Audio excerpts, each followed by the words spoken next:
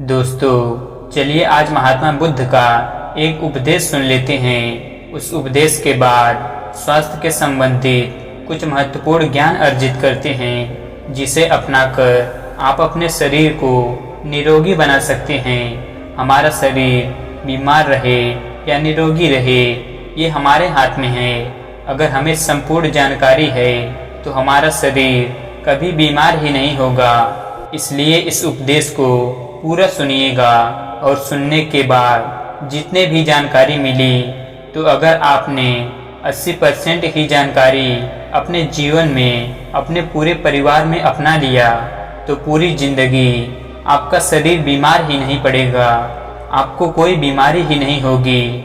आज के ज़माने में 30% से लेकर 35% लोगों का पैसा इलाज और दवाइयों में खर्चा हो रहा है और आज हम असमय बूढ़े हो जा रहे हैं, असमय काल के मुंह में जा रहे हैं। इस सब का क्या कारण है, आज आप लोगों को समझ में आएगा।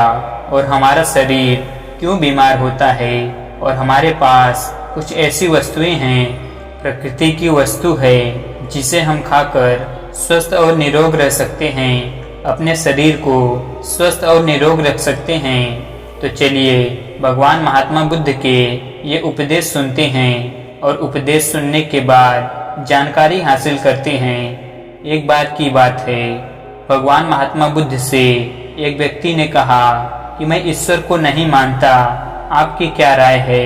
भगवान महात्मा बुद्ध बोले, तुम गलत हो, संसार में ईश्वर के अलावा कुछ है ही नहीं। कुछ दिन बाद दूसरे व्यक्ति ने प्रश्न किया, तथागत, ईश्वर में मेरी बड़ी श्रद्धा है, क्या मैं सही हूँ। भगवान बुद्ध बोले, ईश्वर के होने वाली बात असत्य है, इसलिए उसे मानने का प्रश्न ही नहीं उठता। यह सुनकर भगवान बुद्ध का प्रिय शिष्य आनंद सोच में पड़ गया। आखिर भगवान बुद्ध कहना क्या चाहते हैं। इस बीच एक शिष्य ने भगवान महात्मा बुद्ध से पूछा, सही सही बताइए, ईश्वर है या नहीं। इस पर भगवान महात्मा बुद्ध ने उसके प्रश्न को अनसुना करके दूसरे विषय में अपनी बात जारी रखी। शिष्य कुछ देर तक उत्तर की प्रतीक्षा करता रहा, लेकिन तथागत से उत्तर ना मिलने पर अंत में वह चला गया। आनंद ने भगवान बुद्ध से पूछा कि कभी आप कहते हैं कि ईश्वर हैं और कभी आप कहते हैं कि ईश्वर नहीं है, और अभी अभी मेरे इस मित्र ने आपसे वास्तविकता जानना चाहिए तो आपने उत्तर ही नहीं दिया। भगवान बुद्ध बोले, मैं लोगों की मान्यता को तोड़ना नहीं चाहता जो नास्तिक होता है, इसीलिए मैंने पहले कहा कि ईश्वर है, ताकि उन्हें ईश्वर के अस्तित्व पर विश्वास हो। दूसरे व्यक्ति की मान्यता यह थी कि ईश्वर है, मैं उसको दूर करना चाहता था, जिससे वह अपने धारणा की जंजीर से मुक्त हो सके और सत्य को जानने की स्वयं पहल करे। अब रहा तीसरा व्यक्ति, जिसका अपना कोई मत ही नहीं। मेरी इच्छा थी कि वो ये खुद जानने का प्रयास करे कि ईश्वर सच में है या नहीं। अलग अलग उत्तर देने का उद्देश्य यही था, वह अपने मान्यता में न बंधे और खुद सत्य तक पहुँचे।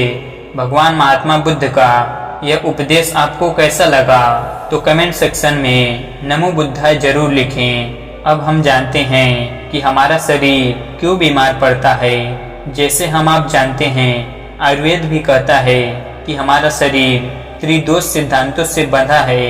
आयुर्वेद में त्रिदोष सिद्धांत के विस्तृत व्याख्या है। बात कफ पित्त दोषों से शरीर में बढ़ जाने से, शरीर में प्रकृति होने पर उनके शांत करने के भी उपाय विस्तृत वर्णन है। अब हम जानते हैं बात पित्त कफ रोग के लक्षण। पित्त रोग अगर आपके शरीर में होता है तो आपको 80% बीमारियां आपके शरीर में होने लगता है।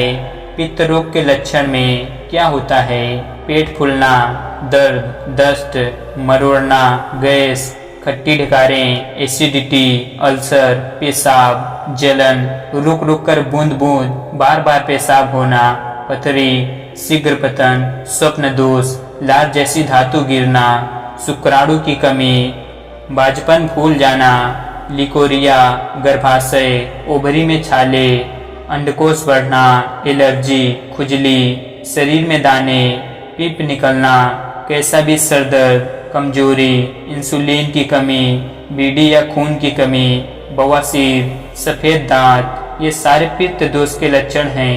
अब हम जानते हैं कफ दोष के लक्षण क्या हैं। जब हम लक्षण को जानेंगे, कारण को जानेंगे, तो उसका निवारण खोजना आसान हो जाता है।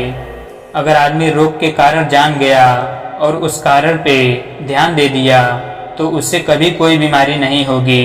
अब हम जानते हैं बात रोग का लक्षण क्या होता है। 7 प्रकार के बुखार, घुटना, कमर दर्द, संधिवात, सर्वाइकल, लकवा, इंस्पेनलाइटिस, गठिया, हाथ पैर कांपना, शरीर कांपना, पूरे शरीर में सूजन, कहीं भी दर्द आने से गड्ढा हो जाना, लिंग दोष, नामर्दी, इंद्री में लूजपन, नसों में टेढ़ापन, उत्तेजना की कमी, मंद बुद्धि, वीर्य की कमी, बुढ़ापे की कमजोरी, मिर्गी, चक्कर, एकांत में रहना, ये सब सारे बात रोग के लक्षण होते हैं। इसका मतलब है आपके अंदर बात दोष बढ़ गया है। इसी बात दोष के निवारण के लिए आपको दवाएं लेना चाहिए, तो आपके सारी बीमारियां खत्म हो जाएंगी।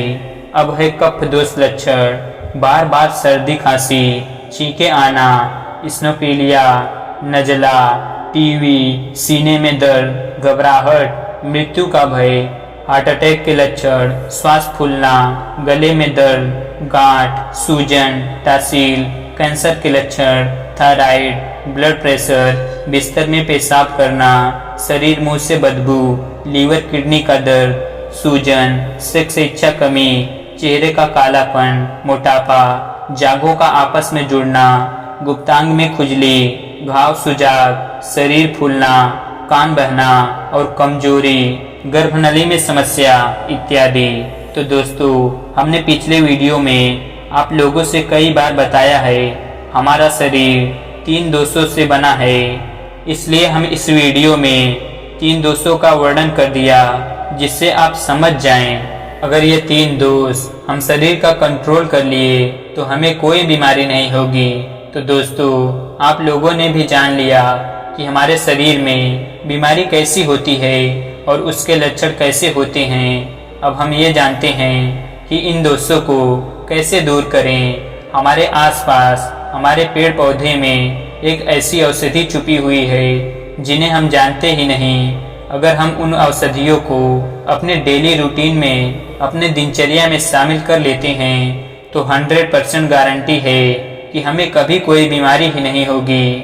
तो आज आप लोगों को ऐसे 2 चीज़ें बताने वाले हैं। इन दोनों चीज़ों को 4-4 पत्ते अगर आप खाना शुरू कर दिए तो भविष्य में कोई बीमारी नहीं होगी।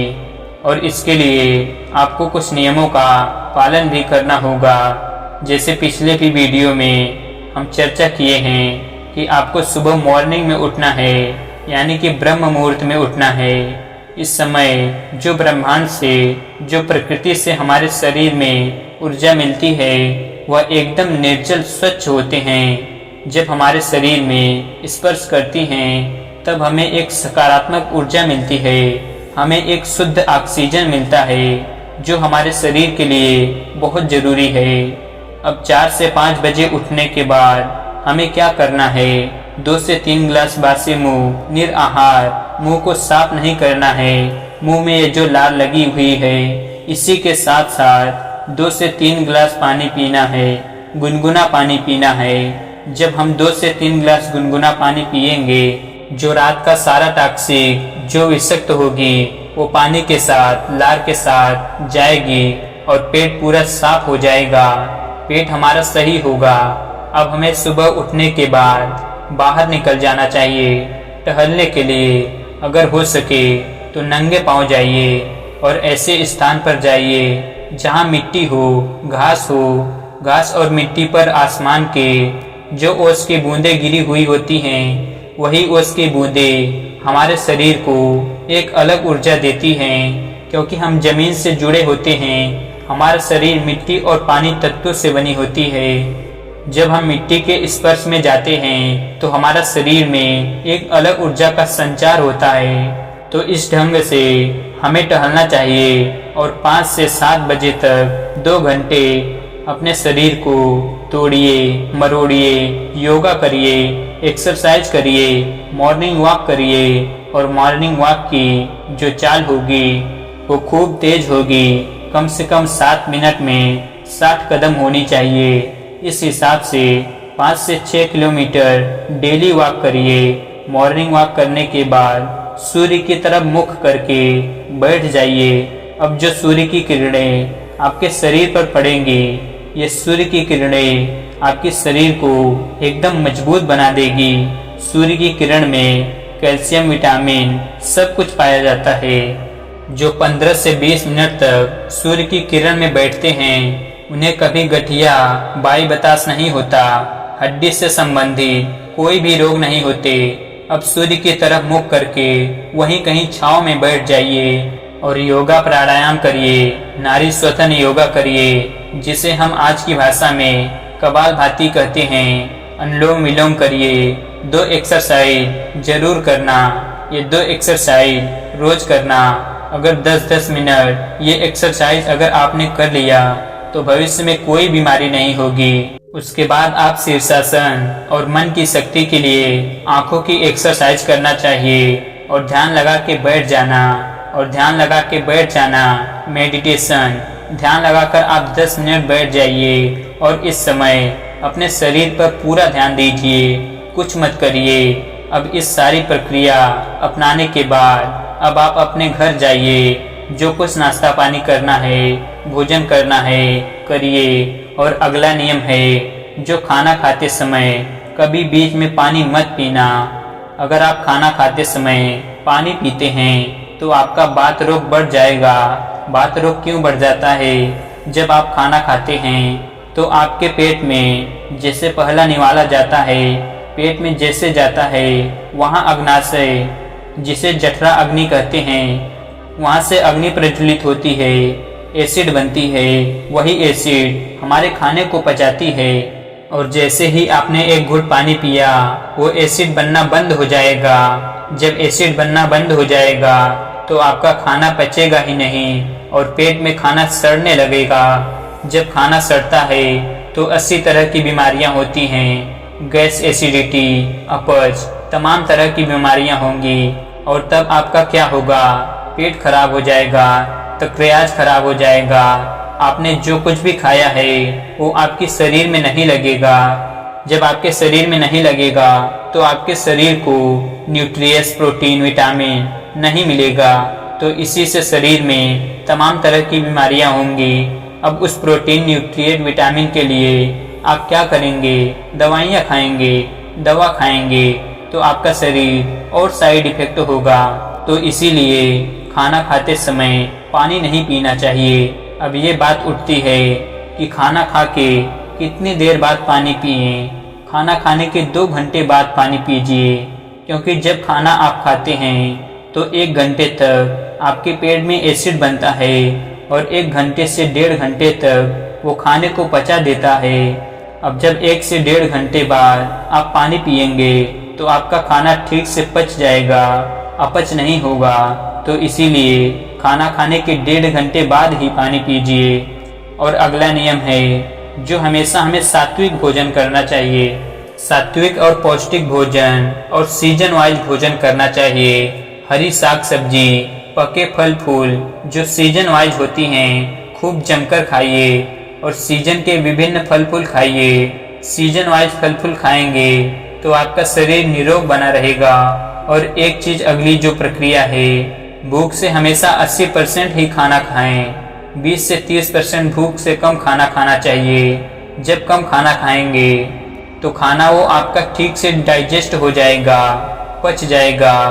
और जब ज़्यादा खाना खाएंगे तो उस खाने को पचाने के लिए लीवर को बहुत ज़्यादा मेहनत करना पड़ेगा। शरीर के हर अंग को ज़्यादा मेहनत करना पड़ेगा और वो खाना पचेगा नहीं, वो खाना सड़ जाएगा। इसीलिए हमें हमेशा ये याद रखना है कि खाना हमको हल्का खाना है। खाना खाते समय पानी नहीं पीना है। और जहाँ तक हो सके आप रात का खाना सूर्य अस्त होने से 2 घंटे पहले कर लें। अगर ये मुमकिन नहीं है, कर नहीं सकते तो 8 बजे अवश्य खा लें। जब 8 बजे खाना खा लेंगे तो खाना खाने के 2 घंटे बाद ही सोना चाहिए। आप 10 बजे सोने जाइए। आपने जो खाना खाया है वो पच जाएगा, अपच नहीं करेगा। इन नियमों का पालन करिए। 10 बजे सोने का प्रयास करिए। जब आप 10 बजे सो जाएंगे तो सुबह आपका ऑटोमेटिक 4 से 5 बजे तक नींद खुल जाएगी। आपको पूरा 2 घंटे का समय मिल जाएगा अपने शरीर को सुधारने के लिए, योगा एक्सरसाइज करने के लिए। जो 2 घंटे डेली योग एक्सरसाइज करता है उसे कभी कोई बीमारी नहीं होती। भविष्य में कोई भी बीमारी नहीं, छोटी बड़ी कोई भी बीमारी नहीं होगी। यह प्रकृति का नियम है, यह प्रकृति का नियम है। अब हम जानते हैं। मान लीजिए आप ये प्रक्रिया कर रहे हैं, उसके साथ साथ हमारी जो प्रकृति में है जो चीजें पाए जाते हैं, कुछ पेड़ पौधे पाए जाते हैं, उनके कुछ पत्तियां हमारे जीवन में बहुत ही अमूल्य होती हैं, जीवन के लिए अमृत वरदान हैं। अगर हम इन पत्तियों का अपने जीवन में प्रयोग कर लेंगे तो हमें कोई बीमारी नहीं होगी। तो चलिए जानते हैं कौन सी पत्ती है। पहली पत्ती है नीम की पत्ती।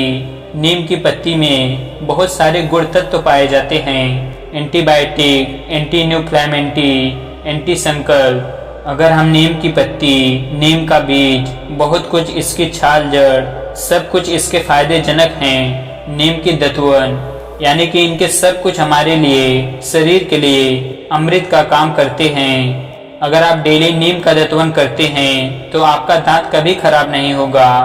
लोग ब्रश के पीछे भाग रहे हैं, ब्रश कर रहे हैं। हमारे बीच में इतनी बढ़िया प्रकृति का देन है नीम का पेड़, लोग इसके दतवन नहीं करते। इसके दतवन करिए। वो प्लास्टिक लाके आप दांत रगड़ रहे हैं, चौभर आपकी कट रही है, दांत आपकी घिस रही है, तो क्यों पैसे को वेस्ट कर रहे हैं। नीम की दतवन करना चाहिए। तो इसकी पत्ती आपको कब से शुरू करना है। देखिए जब उधर नवंबर दिसंबर में पेड़ की पतझड़ हो जाता है, सारे पत्तियां झड़ जाती हैं और अप्रैल जैसे ही आता है, मार्च अप्रैल, तो नए पत्तियां आने लगते हैं। तो आपको मार्च से पत्ती शुरू करनी है। कोमल कोमल नई पत्तियां, 5 से 4 पत्ती, कोमल कोमल 4 पत्तियां। आपको डेली निराहार ब्रश व्रश करके टहलने जाइए। 4 कोमल कोमल छोटी छोटी पत्तियां नीम की तोड़िए और उसे चबाकर खा लेना। पानी वानी नहीं पीना है। कब कब खाना है, मार्च अप्रैल मई जून, 4 महीने आप खाइए। 5 से 6 पत्ती डेली खाइए। इसके खाने के बाद आपको पानी नहीं पीना है, कुछ भी 1 घंटे तक नहीं खाना पीना है। अगर आपने इसे 4 महीने तक खा लिया तो आपको ना तो शुगर होगा, ना पेट संबंधी कोई बीमारी होगी और ना तो आपको स्क्रीन कोई प्रॉब्लम होगी, खून वाली कोई समस्या नहीं होगी, कोई बीमारी नहीं होगी। ये अपने आप में सर्वगुण संपन्न है। अब 4 महीने आप इसको खा लिए। अब आ गया जुलाई। अब जैसे दोस्तों जमीन पे आसमान से बारिश होती है और बारिश पड़ती है तो जमीन में कुछ बीज पड़े होते हैं, तो वहाँ से नए नए पौधे निकलना शुरू होते हैं। अब आपको जुलाई में तुलसी के पत्ते बढ़िया हो जाते हैं। तो आपको जुलाई, अगस्त, सितंबर, अक्टूबर, ये 4 महीने आपको 4 पत्ती डेली तुलसी के 4 पत्ती खाना शुरू कर दीजिए।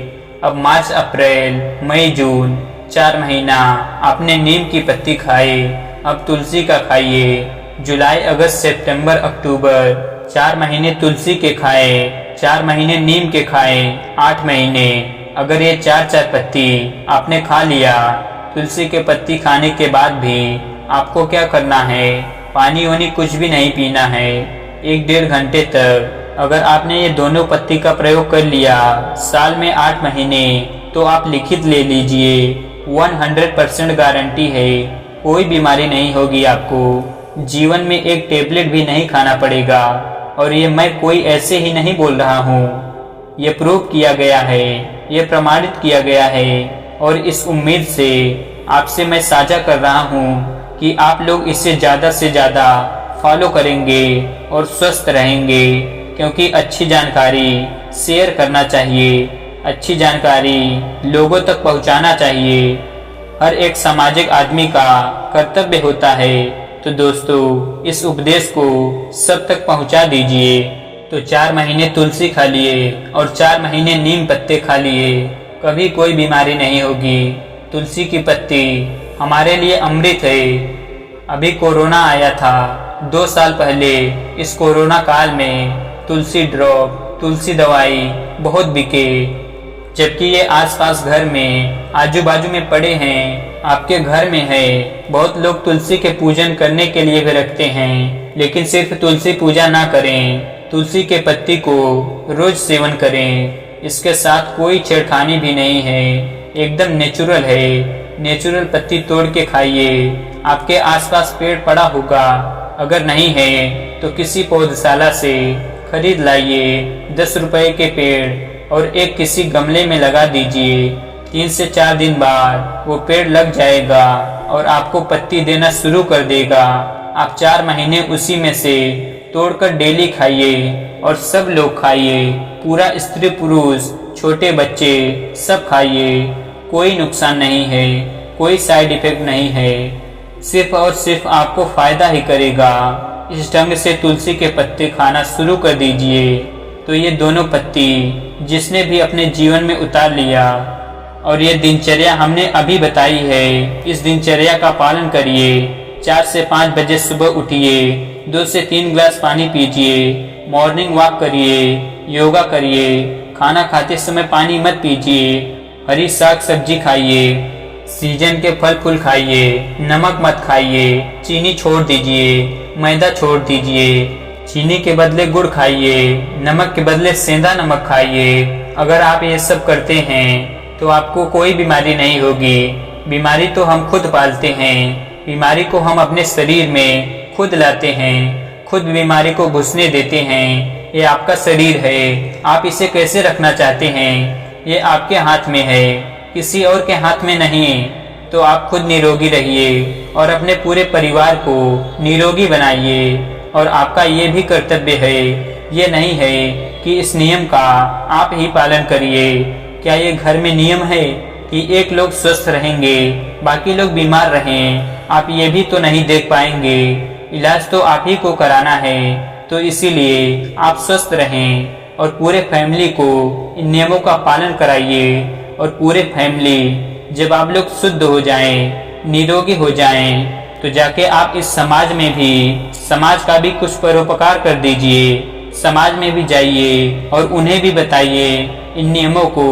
यही हमारा उद्देश्य है, और ये मेरा ही नहीं, ये हर एक इंसान के, सभी मानव जाति के उद्देश्य होना चाहिए कि सभी लोगों तक अच्छी अच्छी जानकारी पहुंचाएं और कुछ भगवान महात्मा बुद्ध के उपदेश को पहुंचाएं। यही हमारा, हम सभी का उद्देश्य है। तो दोस्तों, कैसी लगी ये कहानी आपको कमेंट सेक्शन में ज़रूर बताना, और अगर अच्छी लगी हो तो चैनल को सब्सक्राइब करना ना भूलें। चलिए मिलते हैं किसी अगली कहानी में, तब तक के लिए अपना ख्याल रखें। धन्यवाद।